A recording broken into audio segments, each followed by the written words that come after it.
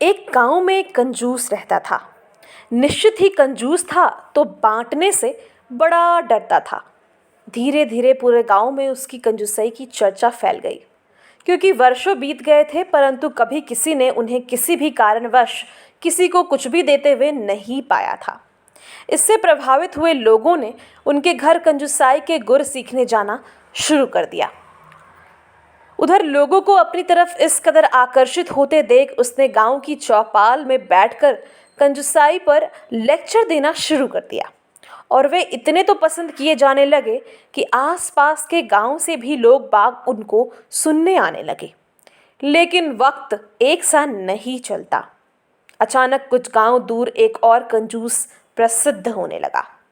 उसके कंजूसाई के नुस्खे लोगों को ताज़ा और ज़्यादा कारगर नज़र आने लगे। सो आसपास के गांव से लोगों का उसके यहाँ आना बंद हो गया।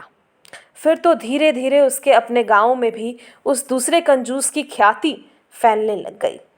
उसी के गांव वाले उस दूसरे कंजूस को सुनने जाने लगे। इससे वह बड़ा विचलित रहने लगा। उसने लोगों को समझाने का प्रयास भी किया कि वो कोई ढोंगी लगता है, मैं तो खानदानी कंजूस हूँ, पर बात नहीं बनी। निश्चित ही अब सवाल आन का बन गया था।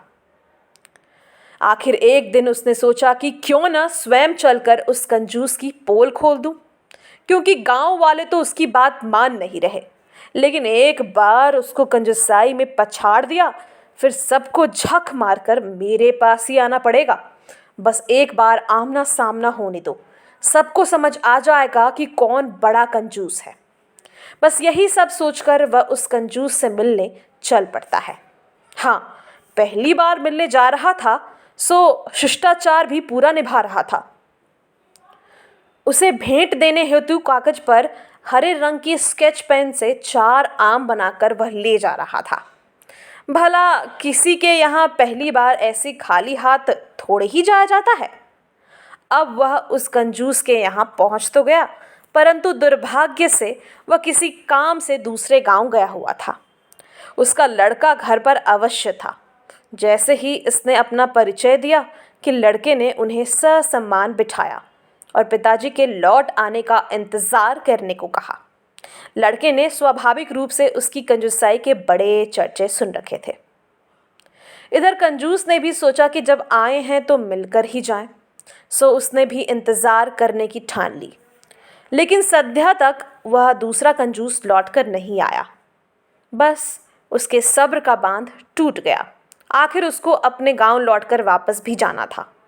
सो उसने सोचा मुलाकात न हुई न सही, कम से कम अपने कंजूसी के निशाने तो छोड़कर जाए ही जा सकते हैं।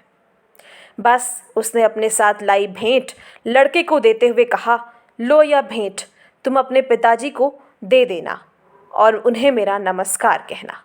इतना कहकर वह मुड़ने को ही था कि लड़के ने भेंट देते हुए उनको रोका और तुरंत बोला, पिताजी का यह स्पष्ट निर्देश है कि कोई भी व्यक्ति भेंट लाए तो उसे खाली हाथ मत जाने देना। यह सुन कंजूस तो बड़ा खुश हुआ। लो, भेंट के बदले भेंट दे रहा है, काहे का कंजूस। अब मैं तो कागज पर बने आम दे रहा हूँ, परंतु वह कुछ तो अच्छा देगा, देने दो। जाते ही पूरे गांव को उसकी भेंट दिखाकर उसकी कंजूसाई की पोल खोल दूंगा। तब जाकर लोगों को पता चलेगा कि असली कंजूस कौन है। अब यह तो उसका सोचना था। इधर तो उस लड़के ने तपाक से हवा में उंगली से 4 आम बनाते हुए कहा, ले जाइए और पूरा परिवार मिलकर खाइएगा। बेचारे कंजूस का तो कंजूसाई का पूरा नशा हिरन हो गया। वह उल्टे पांव जो दौड़ा तो सीधे अपने गांव जाकर ही दम लिया। उसे समझते देर न लगी कि जब बेटा ऐसा है तो बाप कैसा होगा। यह तो ठीक, पर उधर रात में जब वह दूसरा कंजूस घर आया तो बेटे ने उन्हें उस कंजूस के आने की सूचना देते हुए उसकी दी भेंट पिताजी को बताई और फिर बड़ा तनते हुए हवा में आम बनाकर चतुराई से भरी दी अपनी भेंट के बारे में उन्हें बताया।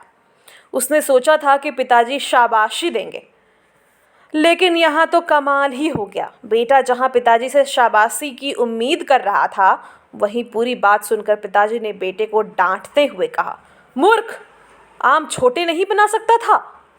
सार, अक्सर मनुष्य अपने अवगुणों को भी इतनी दृढ़ता से पकड़े रहता है कि समय के साथ वह उसे अपना गुण मानने लगता है और वह इस कदर कि अपने अवगुण को गुण के नाम पर अपने बच्चों तक को देने पर उतारू हो जाता है।